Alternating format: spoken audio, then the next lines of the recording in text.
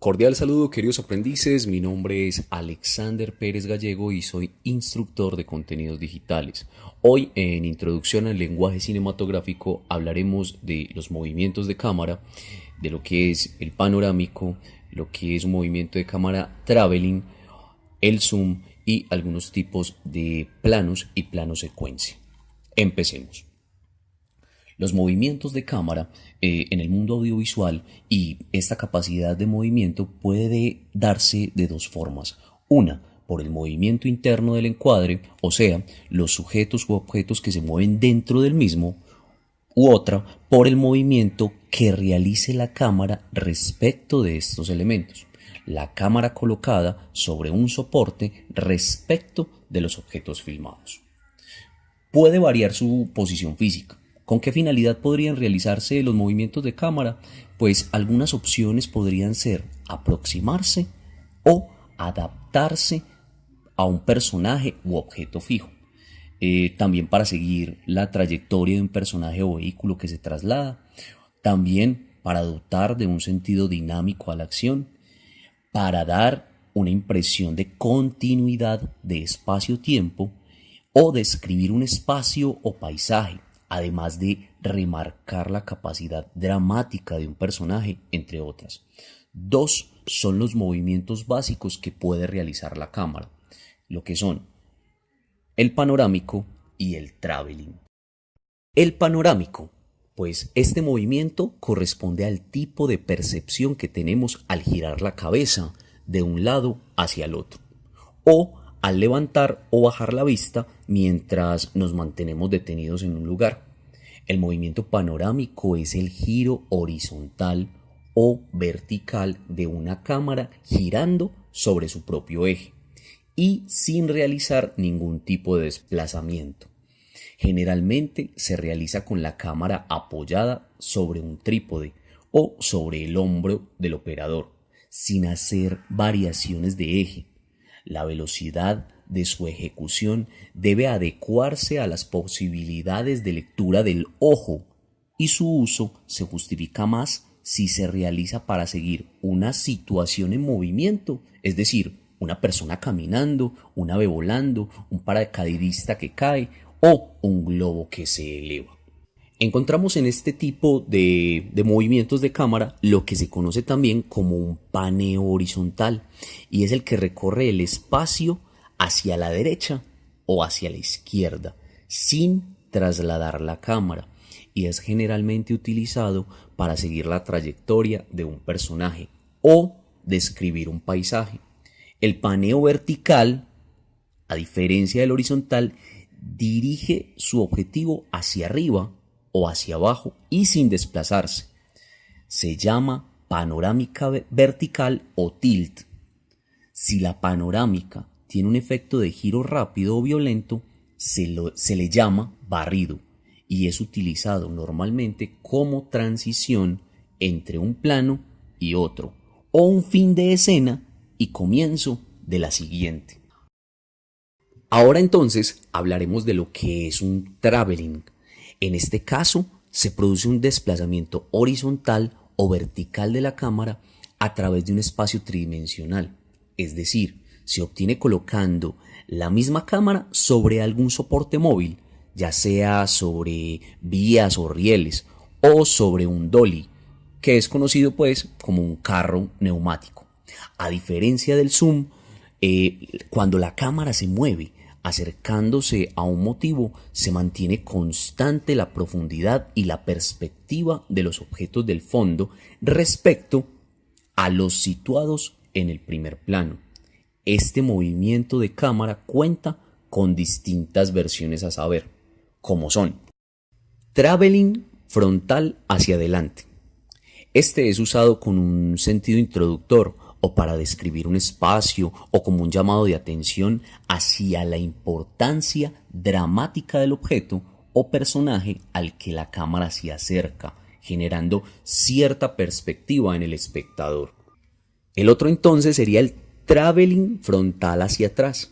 Se aplica muchas veces como un efecto de revelación o sugiriendo un sentido conclusivo o para presentar una apariencia más amplia y abarcadora.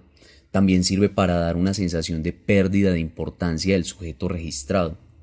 Los movimientos panorámicos y el traveling entonces se presentan muchas veces en forma conjunta. La cámara gira sobre su eje, mientras se desplaza sobre un objeto móvil. Por ejemplo, en una grúa que es un brazo articulable en el que hay una plataforma donde va la cámara y que permite elevarla o bajarla, dependiendo entonces de las necesidades de la acción a registrar. Así se logran angulaciones, picadas o contrapicadas de manera más asequible. Ahora hablaremos entonces de lo que es el zoom. El zoom, para aclarar, no es un movimiento de la cámara, es una lente de distancia focal variable que logra un efecto visual que se asemeja al de desplazamiento de la cámara. Sin embargo, a pesar de las apariencias de movilidad, ella se mantiene estática.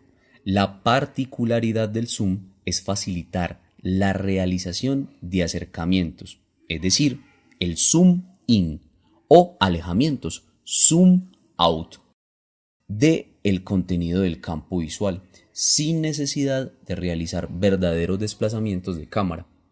Lo más recomendable es realizar un acercamiento o alejamiento a velocidad constante y de forma progresiva, sin practicar saltos en su accionar, para no distraer la atención del espectador. Es menester recordar que al accionar el botón de zoom de una cámara, el paso de objetivo de gran angular a teleobjetivo, por la variación de distancia focal de menor a mayor, va a proporcionar una pérdida de profundidad de campo, por lo que es necesario realizar un ensayo previo para ver que la toma de arranque termine y sin perder de alguna forma la nitidez de lo que nos interesa que se vea. Si bien el resultado visual difiere entre una toma con zoom y una hecha con traveling, a veces pueden confundirse ambas técnicas. Si vamos entonces a mezclar estas dos técnicas, entonces podríamos estar hablando de un zoom combinado con traveling, oponiendo el sentido de ambos movimientos, y da una extraña sensación visual, realizando por ejemplo un zoom in, es decir hacia adelante, y simultáneamente un traveling hacia atrás, manteniendo al personaje enfocado en la misma dimensión y generando que el fondo se venga hacia adelante, lo que comúnmente se denomina efecto vértigo. Si nos referimos entonces al lenguaje escrito, las palabras comienzan a adquirir cierto sentido cuando se relacionan unas con otras formando frases. En el lenguaje cinematográfico, las palabras equivalen a los planos.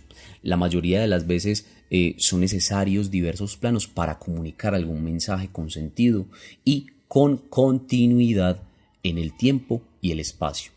A la suma de planos que comparten el mismo tiempo de la acción y el mismo espacio o decorado se los denomina escena.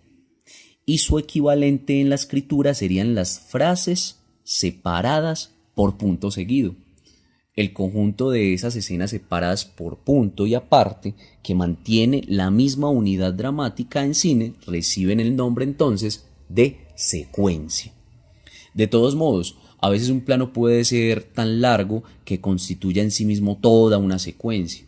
Así tendremos un plano secuencia, que es registrado en continuidad sin corte entre planos, en donde la cámara se desplaza siguiendo una acción hasta la finalización de la misma. Hay muchas películas que incluyen importantes planos secuencia, como Elefante de Gus Van Sant, o como el inicio de Ojos de Serpiente de Brian De Palma, con un plano secuencia de casi 15 minutos ininterrumpidos, o uno del filme El secreto de sus ojos de Juan José Campanella, que corresponde a toda una secuencia en un estadio de fútbol. Uno de los pocos films que fueron constituidos como un solo plano secuencia fue La soga, de Alfred Hitchcock, que pretendía ser filmado en tiempo real logrando una sola toma, pero las cámaras de esa época, estamos hablando de 1948, solo podían registrar 10 minutos seguidos por la cantidad de cinta que traía un rollo. Por lo tanto, cada 10 minutos su director se vio obligado a realizar varios cortes, haciendo que en cada fin de rollo de película la cámara pasara por detrás de un lugar oscuro del decorado o por las ropas de los personajes y así disimular este cambio.